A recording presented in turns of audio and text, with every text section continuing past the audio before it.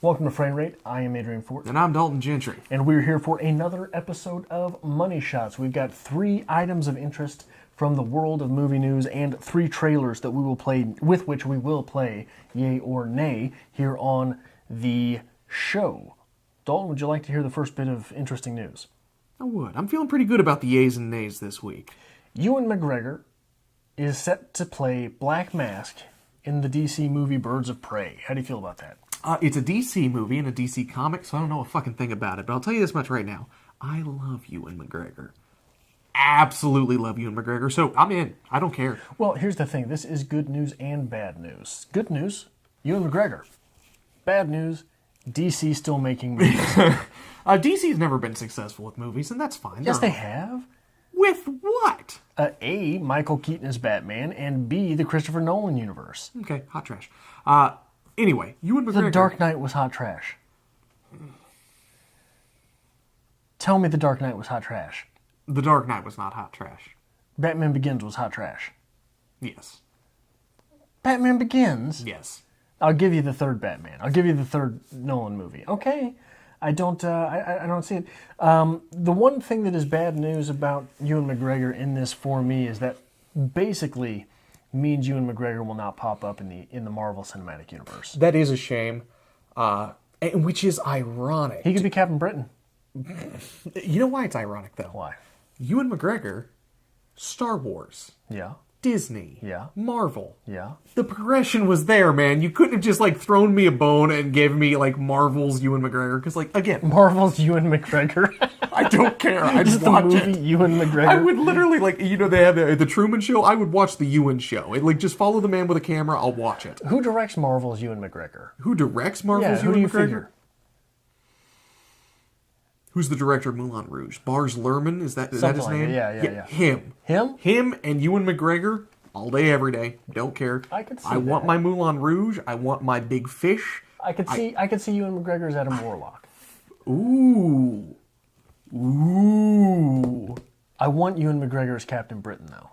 No, because nobody's going to go watch that. Well, he doesn't have to have his own movie. But I'd watch Ewan McGregor as Adam Warlock. In Yeah. a heartbeat. Yeah. I really fucking like Ewan McGregor. He can pull off egotistical in a great fashion. He's so good. He's so good. What is your crush? Where did your crush with Ewan McGregor start? Okay, so Moulin Rouge, I'm a theater kid. Moulin Rouge was a huge movie for me growing up. So you're not just a theater kid, you're a musical kid as well, right? Absolutely. Big There's musicals. a bit difference, right? Yeah, there's difference. I'll give you that. But anyway, Ewan McGregor, Moulin Rouge. Then you get Big Fish. That movie kills me. I don't know why. The Albert Finney, I believe his name is the actor who portrayed the father in Big Fish, and I do apologize if I got that name wrong. Looks, acts, sounds exactly like my grandfather. Yeah. So that movie, I've always been in love with that movie. And then Obi-Wan Kenobi. Star Wars. Ewan McGregor can do no wrong.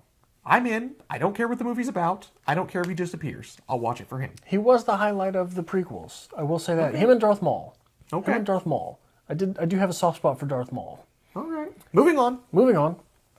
Winter Soldier and Falcon will have their own series on the Disney streaming service, which will star Anthony Mackie and Sebastian Stan.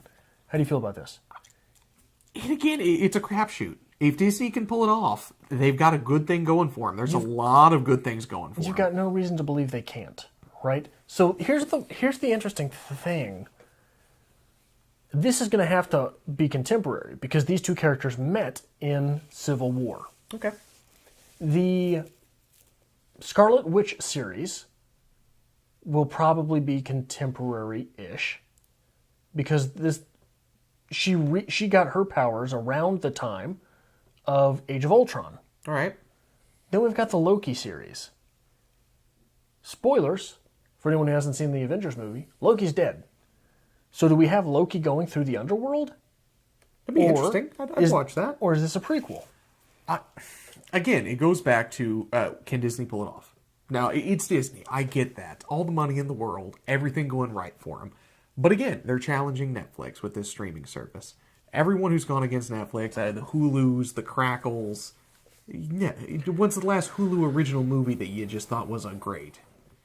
The Amazons. The Amazons, Amazon Prime. So memorable that I can't even list them next to Hulu. I gave Crackle. So memorable that it makes you make up a word such as rememberable. Rememberable. Interesting. No, I don't know. If Disney can pull it off, it might be interesting.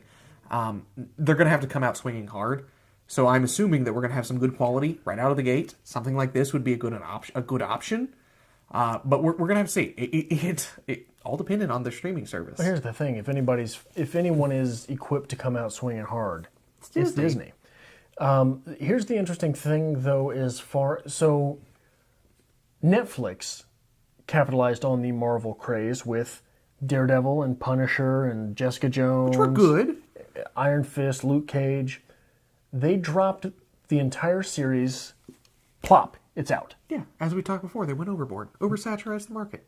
Well, but what they did is they released the entire season just on the same day. That's very typical of Netflix. That's how they do their original series. I doubt they do that this way with Disney. Okay. Here's the thing. These are set to come out back to back to back. So if I wanted today to see all of the Netflix things, I could sign up for Netflix today. Okay. And see them. And then not have Netflix next month. True.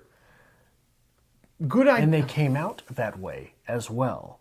Right? Okay. So what Disney is setting themselves up to be doing is constantly be creating something new that someone wants. Then you've got the series, the Mandalorian series. Have you heard about that? No. It's a Mandalorian like Boba Fett. Okay. It's a bounty hunter. But it's not Boba Fett. And he's got his own series, and it's directed by Jon Favreau. This is where I think Disney's going to fail with this. It's a great marketing strategy. Great marketing strategy for Disney if we are establishing a company that we don't have a lot of funds for, because we need to keep those subscribers coming back. Make sure they're going to tune in next week for the next episode. It's not necessary. They don't need extra money to support this. They've got plenty. The beauty of Netflix is binge watching Netflix. It's the binge watch. Get yourself a binge watch. I can sit down and I can watch every single episode of Daredevil as soon as it comes out. That's what people are wanting. They're not going to want to have to wait until next week because, I just go watch my new Netflix show because it's all right there at my convenience. And maybe Disney will release them that way. I don't know. We'll see. But these are set to come out one after the other. We'll see. You know what I mean? Yeah. So like spring and then summer and then fall. I don't know, man. I don't know. I just think that I have no faith in this whatsoever because I'm like, don't oversaturate the market, but don't release it periodically either. You give me both, but neither. Yeah. Here's the thing. $20 a month, you have access to everything Disney's ever produced. Okay. Is that worth it to you? A lot of people are going to go that route. If you get the Disney Vault involved with this, so they have the classic Disney cartoons, at $20 a month, people are going to shovel money their way, and they will be successful. But that will be necessary. You cannot rely on your new shows, Disney. You're going to need your classics to support this. Guarantee it. But you'll have them. Maybe. I think they're going to have them. Now, all right, moving on. Third,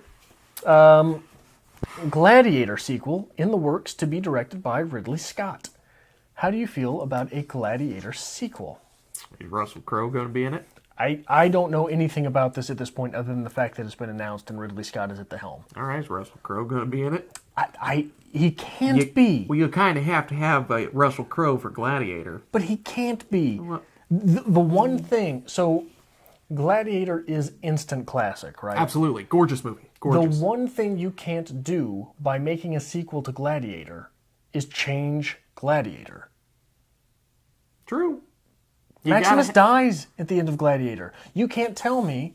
Or does he? Yeah, you can't tell me that now he is going to be Return of the training Maximus. other gladiators. Coming back to life. You cannot do that. Maximus 2, Electric Boogaloo. It's happening. Is this going to be Maximus returns from the grave? I hate Russell Crowe. Gladiator, You hate Russell Crowe? Yes, absolutely I hate Russell Crowe. Why do you hate Russell Crowe? Have you seen Russell Crowe? I love Russell Crowe. What's wrong with you? Gladiator. What's wrong with Russell Crowe? Gladiator. Gladiator is Instant not plastic. wrong with Russell Crowe. No, Gladiator's wonderful. And, it's one of those things, you see, it's like, oh, Russell Crowe and Gladiator. I'm like, no, why? That sounds terrible. But it works. It's perfect. And then Les Mis happened. And they let him sing. And he ruined one of the greatest villains in all of theater. This is why you hate Russell Crowe? He ruined Javert. This is why you hate Russell Crowe. Have you heard Russell Crowe sing? I hope they make Gladiator 2 the musical. I hope it's a musical. Have you ever heard of 30 Odd Foot of Grunt? No. That is Russell Crowe's band. Okay? Oh, no. Russell Crowe is in a band. Oh, no. So he can sing. Johnny Depp's in a band. That doesn't make him good either. Now does Johnny it? Depp doesn't sing, though, does he? Yeah. Is he the singer? He plays guitar. I knew he played guitar. I didn't know he Yeah, was but that the doesn't singer. make him good either. I hope a Gladiator 2 is a musical, and they let Russell Crowe sing about training gladiators, and you can suffer as I have suffered. That's what I want in life. Gladiator the musical. How many bad ways could this go? I could go absolutely terrible. Gladiator 2, the musical, with such fine show-stopping numbers as a remake of Whip It? No, not doing it. I definitely see that. No, not doing it. Please It's move cheeky. on. Please move on. You wouldn't watch a cheeky No, Gladiator the world sequel? needs more cheeky musicals, don't get me wrong, but they do not need Russell Crowe ever singing again. Gladiator 2 with Ridley Scott, I'm in, if Russell Crowe's not. That might be the only way I'm in as well, because I only room. can't see them doing that well. But you know they're going to. You know he's going to appear in it. So we're moving on to Yay or Nay, where we've got some trailers to which we will react yay or nay. We've got, first up, Cold Pursuit, a Liam Neeson movie starring Liam Neeson with apparently a bit of comedy sprinkled in. How do you feel about this? It looks like the comedy from Fargo, right? Liam Neeson comedy, first and foremost, yes, cracks me up. This movie looks awful. It looks like everything they want. Like, when they're like, all right, who do we have starring this? Liam Neeson? They're like, don't worry, we've already got the trailer. We have Seasons Don't Fear the Reaper, Blue Oyster Cult, like, in the background. And, like, they even chop it up to, like, add the scenes. They're like, guns, Liam Neeson, guns, Liam Neeson, guns, Liam Neeson. It looks fucking horrible. If you've seen a Liam Neeson movie, you've already seen Cold Pursuit. You don't need to see it. That's where I think you might be wrong. No. Because I think there's a little bit of humor in this. Not a lot of humor to most Liam Neeson. It's going to be the humors in the trailer. There's no humor in the film. And people are going to get suckered into another fucking Liam Neeson movie. Maybe. But I hope what happened. Here's what I hope happened. They shot the movie and realized, oh, this is a Liam Neeson movie. So they make it funny. We could totally marvel this up. Oh, God. And they went back and they reshot things to add humor. I hope to God that's what happened. It's like Snakes on a Plane. Do you know the story about Snakes on a Plane? Tell me about Snakes on a Plane. So there was Fine film. this idea, Snakes on a Plane. Okay. And it was in production. And everybody knew Samuel L. Jackson was in it. It is, I believe, the first case of memeing hitting Hollywood. Because it became such a meme that Samuel L. Jackson was in a movie called Snakes on a Plane that you couldn't get on the internet at the time without hitting a meme of Samuel L. Jackson, I'm tired of these motherfucking snakes on this motherfucking plane. Mm-hmm. Was never in the movie. Interesting. They went back and the word is they went back and reshot it and put that scene in. I'm tired of these motherfucking snakes on this motherfucking plane. Why? Because the internet demanded it. Because there was a movie called Snakes on a Plane starring Samuel L. Jackson. And if that did not happen, then God damn them. Cold Pursuit. Could be... It's a nay. It's a nay? It's a no. It's a bad. It's not going to be good. It's going to flop. I think for me it's a yay. I hate you. I am interested to see where this goes and how it gets there. Move on, please. I don't want to talk about that anymore. The Possession of Hannah Grace. We've got a trailer for a movie called The Possession of Hannah Grace. How do you feel about that?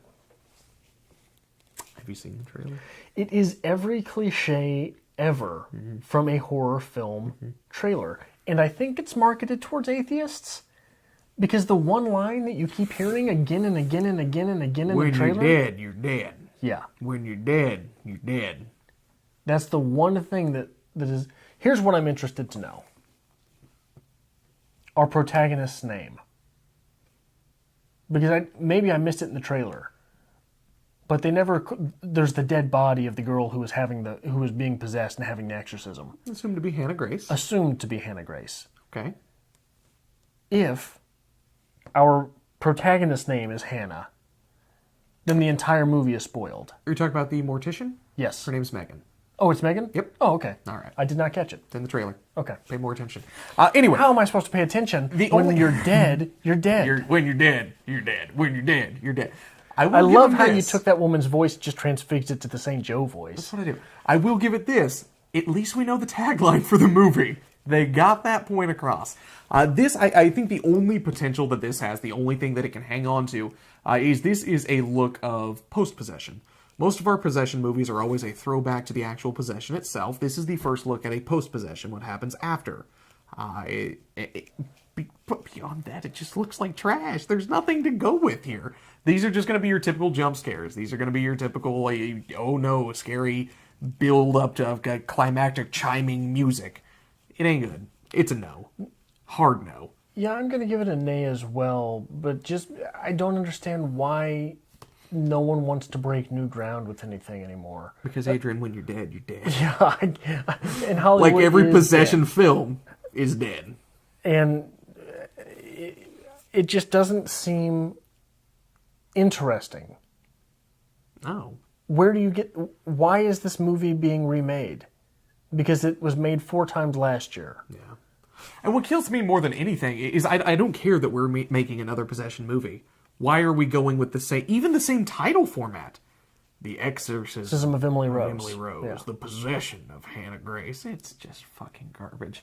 And honestly, you couldn't even get it together, give it an October release. When some people might go see it. You know what sounds good with Thanksgiving dinner? Possession. I hope there's some ground being broke. Maybe there is a new type of scare in here. Maybe there is some suspense thrown in. We've got a woman on a toilet, right? I mean... There's nothing new about this movie. No. The body looks like a turkey. Thanksgiving release. Yeah. Moving on. Glass, coming to us from M. Night Shyamalan, the third in a trilogy. Spoilers for the Unbreakable series. How's this look to you? M. Night Shyamalan's a risky man. Oh, yes. Because Split was gorgeous. Unbreakable, gorgeous. To say that an M. Night Shyamalan movie is like playing roulette is not fair. An M. Night Shyamalan movie is more like playing Russian roulette. I will say this, and I will be the only person who ever says this. I really like The Happening. That's a good movie. Yeah, you're the only person I've ever heard say Yeah, but you know what's not? Avatar. No, it's The not. Last Airbender. I think they actually changed it to just The Last Airbender. I don't remember. I remember that is the only movie that I went to go see for free and then walked out and tried to get a refund. Yeah. It was like, oh my God, it was so bad. However, with Glass, we have a lot of potential with this. Split was fucking gorgeous. It was wonderful. Unbreakable was the original great comic book movie, not even based on a comic book. This has everything going for it. I cannot fathom a way this would go wrong. It looks good. The trailer looks good. It's interesting. We have the coming together of 3 great characters playing off one another. It looks perfect. It's just in my Shyamalan, so I don't know if I can trust it. You said, I don't know if I can imagine a way that this goes wrong. He could Shyamalan this up real good. He could. But that's it. Here's what I hope. There's a part in the trailer where Elijah is speaking, presumably to David Dunn, and he says, I found someone that will require your full attention. I suggest you come along, or something like that. Okay. I'm wondering if this is in reference to the Beast or not. Interesting. I wonder if the Beast is the hammer with which Mr. Glass breaks out of prison. And then he's on his way to find someone else. Okay. Because if that is the case, this could be an entire cinematic universe. No. Straight from the mind of Shyamalan. Oh, God, no. The Shyamalan universe. Okay, so here's the thing. You have a good movie. You have a great sequel. We're pushing it, getting into the trilogy here. Please, God, end it at the trilogy. Do not go past it. Make this a good film. End it now. Just so you're pleading for the Russian roulette. End it now. No. Cash your winnings and leave. If it's good, great. You did it. Don't make another. Don't do it, because it's just going to get watered down from here. Sure. I wonder, though. I give it a yay. I give it a yay as I'm well. excited for it. I think it looks great. So that is what we have here on this edition of Frame Rate Episode 3. If you look forward to these, if you like this sort of thing, or look forward to more of it, make sure you hit that subscribe button. This is something we look forward to doing on a more regular basis, and coming into 2019, we'll be on this channel at least weekly, probably many weeks, having multiple drops. Dalton trying not to do any more work. So make sure you hit that subscribe button, hit the like button if you do like this sort of thing, and if you would like to help us make more content here on the channel, there is a link, as always, to our Patreon to be found in the description below.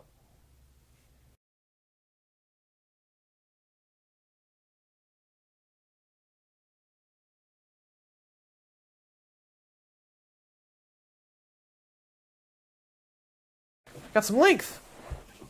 Heard that before. I was about to say, which is not something I say often.